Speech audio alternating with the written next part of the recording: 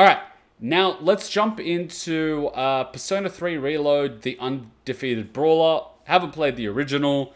Of course, people are telling me it's a really, really, really, really, really good game. I'll take your word for it. But again, like any remake, I am hopeful that it keeps the spirit of the original. Because one of the big complaints that I always hear about remakes is that they take certain elements out that made it special. They watered them down, or they try to change them, and it misses that essence, that secret sauce, that secret spice. You know that secret ingredient that makes that meal better and different from all the other ones? They sometimes take that part out, which really annoys me. And if you're talking about collector's edition, I've got the base edition on PlayStation 2. I've got Subsistence as well, and then I've got the HD remake on PlayStation 3, as well as the Legacy Edition with all of them. Mind you, these weren't even available in Australia, so I had to get them from the UK, because it uses the PAL system, which is the same for Australia and the UK. I wonder if P3 Final Boss will be like, because I heard that specific boss is very unique. Like all things, I hope they keep the magic of the original. That's the thing. I want to experience the thing that is the reason that everyone wants me to play the game. I don't want to just play any old game. I want to play something special. Because if so many people are saying, play it, play it, play it, play it, there has to be something in there that makes it special. Make sure that's in there, you know? You can improve and tweak things like they did in between P5 OG and P5R, where they're like, there's not enough time, so we'll add a time slot. You know, you can get like a massage and go out again. We'll tell Morgana to shut up a little bit. Like things like that. Yeah, you could change that. You could tweak that. You could improve that. That's not a problem. It's when you start taking things out just because that it starts, you know, becoming a bit of a Frankenstein. You don't want that. I want to feel the essence of the original, even though I haven't played it. You know, that's the thing. I don't want to play it, finish it, and then everyone's like, yeah, the original was better. And then I'm like, you know, like, P3 is easily the most iconic one with the music and story. Keep the bloody music, keep the bloody story. You can improve elements of the gameplay, just, you know, keep the magic sauce, man. Anyway, without me talking too long, let's enjoy the trailer. Alright, done. Does he always wear gloves? Alright, Wesker. Huh? Akihiko, you're drenched in sweat. Maybe you should take the gloves off. And, you know, the jumper. It is summer. And that heavy breathing, are you sure you're... I'm fine. I've just been squatting over my chair this whole time. You know, like, those types of squats are insane. You want to do a good leg exercise? Basically do a squat like you're sitting on a chair with your back to the wall. Hold that for 5 minutes. Have fun. Top heavy. For a long time, all I cared about was having the power to protect others. And I thought being hard on myself and competing with others was the only way I was going to do that. But now... I'm already looking at his footwork. I have people who I want to protect. Just for you! We're gonna boil them one after the other. What do we have here? We have chicken breast, we have egg, we have broccoli.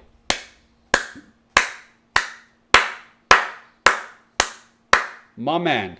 Now get some kangaroo. It's got more protein and less fat than turkey and chicken. This is a staple for an athlete. Full of valuable nutrients and not too hard to cook either. Just kangaroo, man. Kangaroo. The problem is what comes after. Before and after, you eat before you... Oh, sorry, you train before you eat, and then you eat after you train as well. And then you train again. Next, you gotta portion everything out, and then put it in the freezer. It's a lot of work. So he's basically doing a week's worth of cooking in one go. That's the way to go. Wait, did it just say, is protein powder not enough? Wait. The protein powder's not enough? You know, I'm going to pick that option just to see what he says. If he tells me that protein powder is only good in the first 30 minutes after a workout, but you need solid protein to release slowly over time to help muscle development and growth, I'm going to start clapping. If he says anything other than that, I'm just going to take the game out of the PlayStation and quit right there and then. I have high expectations. Don't mess with me here. I know how crazy the Japanese are about bodybuilding. Don't you dare. You gotta be careful. What was he doing with the sponge? With the shite? What did the... Man, like, that's crazy. Japanese foreign students with, like, their kitchen and shelves and everything, they're so efficient with the spacing. They really are. Like, look at that. That's for draining, but that's over a drain. And even the sponges are drying. They're not anywhere else where the water stays. They're literally over the sink. I started buying that ever since I saw Hutchin doing that. As well as those little, basically for washing dishes, but it's got the detergent in the handle. Like, Japanese people are nuts. Like, space is important in Japan. You don't have a lot of it. That's why. But they're so efficient. We're big fans of yours. Please, can we get a picture with you? I'm busy, and I don't like having my picture taken. Ha! My man! When people speak to you, do you tend to respond with pure logic and reason? I feel called out. Alright, so we've got... See, that's not a heavy bag, that's a mid-weight bag. I couldn't use that, that'd be going, like, everywhere. And that's basically for your timing, and that's basically for your dodging. Very nice. What else do we have there? Boxing gloves. You don't need gloves. Forget about that. Trophies. Yeah, I got a few of those. What do you have there? You've got a calendar for the whole year, so you can basically mark when you have tournaments, and every single day you cross it off. So you basically feel the pressure. I like that. You've got a bunch of stuff there. What is that purple thing? That's either some sort of supplement or a dildo. And what else do you have there? Very well organized room. I like it. I like it. This is a common mistake among inarticulate men. Inarticulate? And I like the mat that he's got there. He can basically, like, work out. You know what the good thing about a mat like that is? You could basically say you don't need that. You've got a carpet floor. That's not the point. It's psychological. You get the same mat that you have as the mats in the tournaments. So when you're training psychologically and you go at the tournament, your feet are on the same thing. Psychologically, you feel like you're training. It's no different. What people do is they freak themselves out. They're always training on what type of thing. And so when they go somewhere else, it's different. You want to have things as much the same as humanly possible. Like, if you're competing in another country, like we had to go to Indonesia, it was humid as F. I purposely got there 5 days beforehand. And everyone was like, why the F did you go 5 days beforehand? You can go on holidays later. I'm like, are you stupid? It's more humid. I want to acclimate to the climate. I don't want to start dying because of the humidity. You don't want to rock up there one day before the tournament. You want to rock up there, get through the jet lag, you know, get used to the environment, get used to the humidity, get your, like, food levels, your hydration levels, all that sorted, and then you want to compete. You don't want to go to the day before, get jet lagged, like, the humidity's killing you, like, everything's killing you, and then you're fighting going, no. You want to be 110%. That's how you do it. And also, you don't want to get arrested at the airport. I almost got arrested in Indonesia because I had white protein powder. I now use double choc protein powder. I had white protein powder, and I was like, oh no. Oh no. And if you know anything about Indonesia, you do not want them to think that that white powder is something else. You can get killed for it. Try to consider what the other party is feeling first. What? What the hell is that?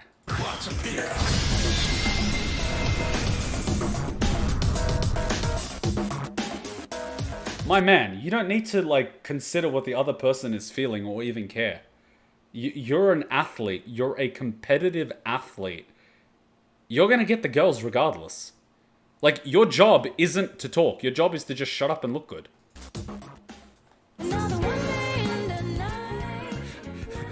Get out of your own way.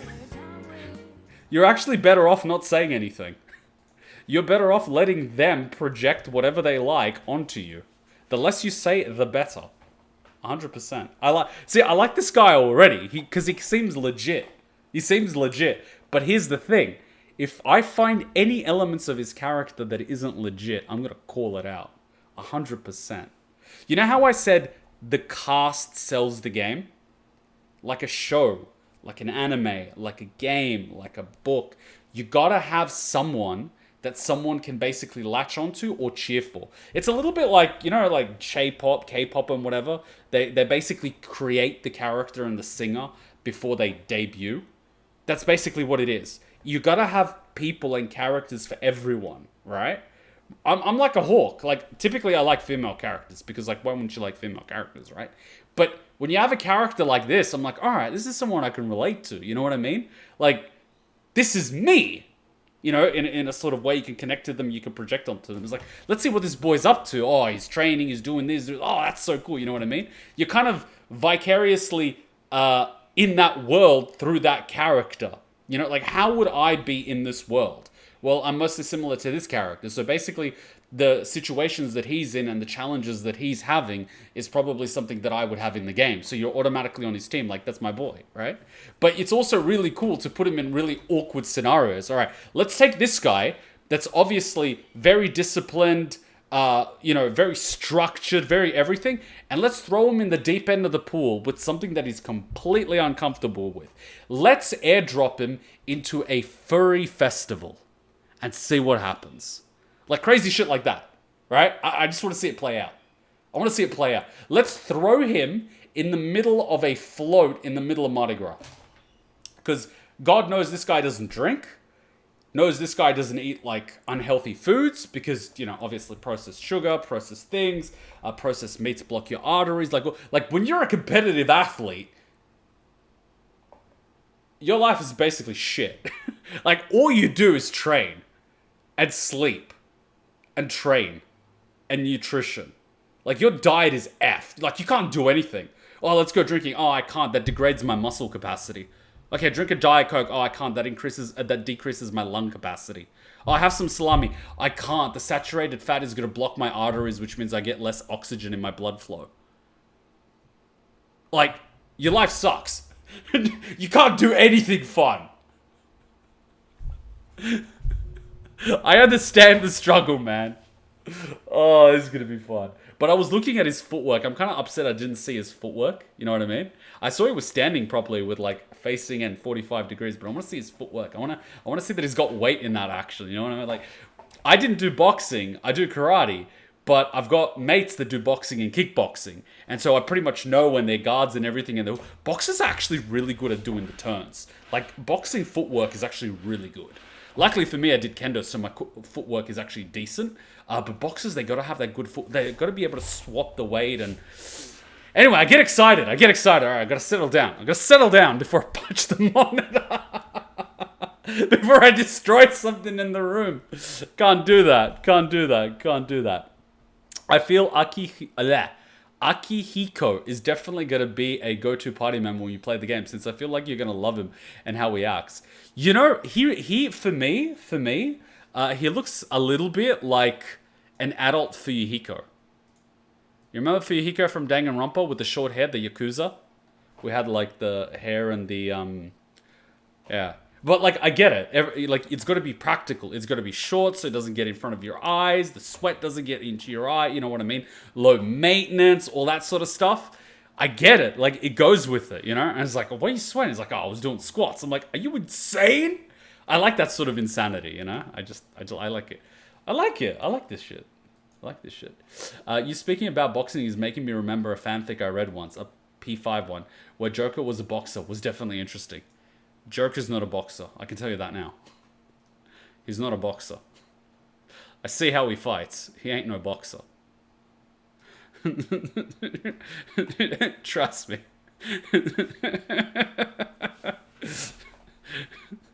Even when I meet people, just like random people, I'm always like sizing people up. Not the canon one that grew up doing it. Oh, so it's like an alternate universe. How much you want to bet there's one where he grew up as a girl? Of course, that's like the most common thing ever. Like bloody gender swaps. Man, the anime community is weird. There was a great guide someone wrote on how to get good at fighting games and have no other character traits. And that sole focus on pursuit is very similar to what he describes.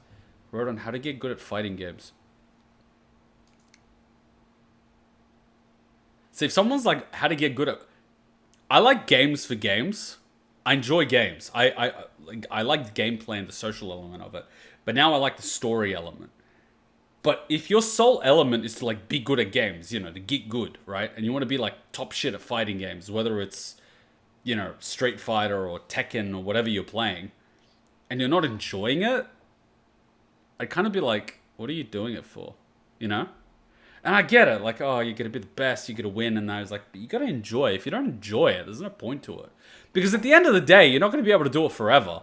I mean, it's a game, so you'll probably be able to do it for longer than you would as a competitive fighter, but eventually your reaction time is gonna degrade, like it or not. It will. You'll have good muscle memory, but like, there's gonna be a young 16-year-old with crazy reflexes, probably on ADHD meds, which is basically like meth, who's gonna beat you. So, you know, you better enjoy it, because eventually you're not going to be top dog. Alright, that was fun. Oh, God, we have fun. How the hell did this turn into a 15-minute discussion about martial arts? Kuma, that's how. I knew there was a reason I didn't take ADHD meds. Yeah, ADHD meds are basically math. Like different what's it called, a different synthesis, but it's meth. So like the first thing they give you is Ritalin, which is a really, really weak dosage, and you're supposed to take like 6 to 8 a day. And then after that, if that's not enough, they give you dexamphetamine, which is amphetamines. It's just a different synthesis, and that stuff will keep you up. But you get a lot of kids that take it in their final year of high school to help them study. Because once you take that, whatever you're focusing on, you will like tunnel vision on. So if you take that and you're like, oh, I'm going to take a break, play some games, you're going to be playing games for about 12 hours. Like you become hyper focused on whatever you're doing. That's what it's like. And that's a big problem with fighters, because some people dope on amphetamines. And what that does is, a lot of the reason why you can't do certain things is not because your body can't do it, it's because your brain stops you from doing it. It's more mind over matter. So if I wanted to, I could bite off my thumb. Like I could just go and bite it off. We've got the jaw power to do it. The thing that stops me is my brain. Same thing with muscles. You can basically like squeeze and rip so hard that your muscle pops, but your brain stops you from doing it. You take amphetamines, that switch is turned off. That's why guys on these drugs, like when cops are trying to arrest them, they can literally throw a guy. Like throw them off, and like you've got 4 or 5 cops on them, they'll just get up and throw. They'll probably rip their muscles, dislocations, all these other things. But that switch in their brain is turned off. And forget about pain. Like they don't care about it. Like you'll stab them and they won't care. So you get a lot of guys doping on amphetamines in fighting. There's actually been a fighter that I fought that was on amphetamines. It was insane. But you can basically tell because their lips are dry and they can't get enough water. They're just like, they need water. That's how you know. And the dilated pupils. Yeah. And their heart rate's going... Like in World War II, they used to take amphetamines. That's how the Blitzkrieg went for 3 days. They had it in chocolate. So they'll eat chocolate with amphetamines in it and they won't need to sleep for 2-3 days. That's how the Blitzkrieg went. Amphetamines. All the SS soldiers had a little medicine pouch and they'll just take amphetamines. There was this guy, I don't think he was a German soldier, he was like from some other country, but they were basically surrounded. They got surrounded by the Allies. And his squad was getting lit up and he was like, just F it. He just swallowed the whole pouch. He blacked out, woke up 3 days later in a bomb crater. He had skis on. He had like bird feathers and blood on him. Like, and he lost about 7 kilos. And his heart was going... But he was alive. Like, he just blacked out. There was probably Doom music playing or something. Do you guys hear that? I don't know what that is. Like, yeah. I mean, that was the thing that happened in World War II. They actually bombed the factories that were making those drugs. That's how they weakened the Axis. And also the fact that Hitler was a drug addict. So in the final days of the war, he was going through withdrawals. He was actually ordering SS units from the front back to Berlin so he could get their drug pouches because they blew up the facilities that were making them. So in the final days of the war, Hitler was actually going through withdrawals. There are confirmed like journal entries of him in the bunker screaming. He was going through withdrawals. Like, he was on amphetamines the entire time. Like, if you look at the speeches that he had back in the day, he was on stuff the entire time. Like, he was just... Yeah, he was a drug addict. And then later on, he had his private physician every morning give him a cocktail of amphetamines, opium, and cocaine. And he'd basically get injected. And after that, he would do his strategy meetings.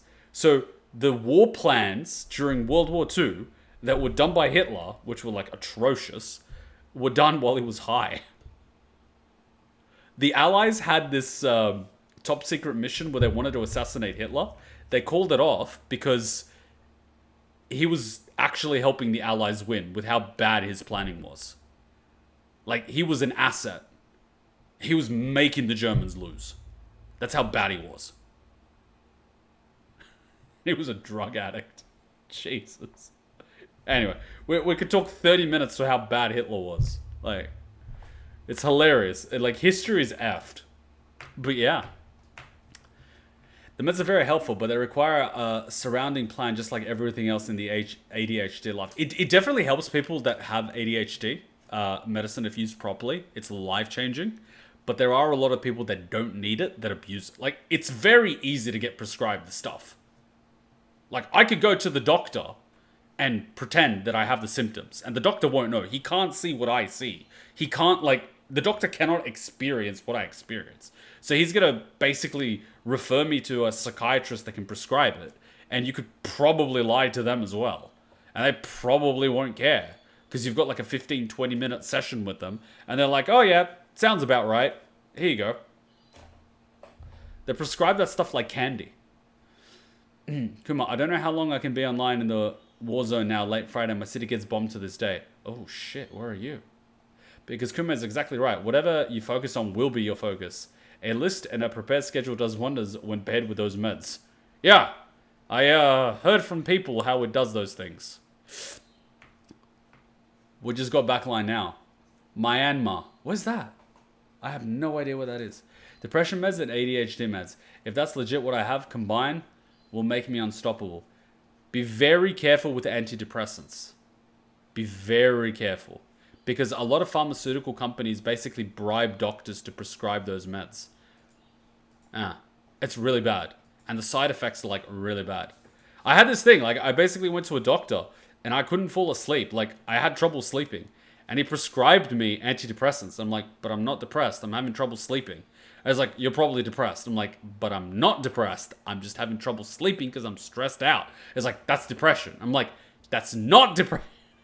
It's like, I'm stressed out because shit's bad. I'm not depressed. I'm not sad about it. I'm just having trouble sleeping. What are the side effects of sertraline? I would literally just Google it and look up side effects. A lot of antidepressants have a lot of side effects. And some side effects are actually worse than the damn antidepressant. It's really bad. That's why I do workouts. Because working out releases anti-stress hormones. I feel amazing after a workout. You just de-stress. You just sweat away the stress. Yeah. I'm a big advocate for before you start, taking all these meds and stuff. Because let's face it, pharmaceutical companies make a fortune treating things rather than curing them. Make sure that your diet's good. Make sure that your sleep pattern's good. And make sure that you're getting exercise. Because a lot of the problems people face, particularly in Western society, are caused by unhealthy lifestyles. Everyone is stressed like shit, eating bad food, not getting enough sleep, and treating anxiety with alcohol, junk food, and other things. And then shit, why is things going bad? And it's well, you're putting everything bad that you possibly can inside your body. Oh yeah, that's Zoloft, yeah? The funny thing about Zoloft was, that was one of the first things that they prescribed me. And Zoloft's got this chemical in it. And so I looked at the thing, and they were it's got 10 milligrams or nanograms of whatever the substance was. And I'm like, I'm not going to take an effing antidepressant. And so I was like, yeah, I took it. I had this side effect. You know what they did? They prescribed me an antidepressant with 10 times the ingredient that's in Zoloft. So I told them I had a side effect from this thing, and they gave me the same thing that was 10 times more potent. And I'm like, what the F is wrong with you? So I'm having side effects, and you're giving me the same drug 10 times more potent. Basically taking 10 of the same pill instead of one. And I'm like, I'm not going to this doctor. I'm like, are you able to prescribe me something instead of antidepressants? Something to help me sleep?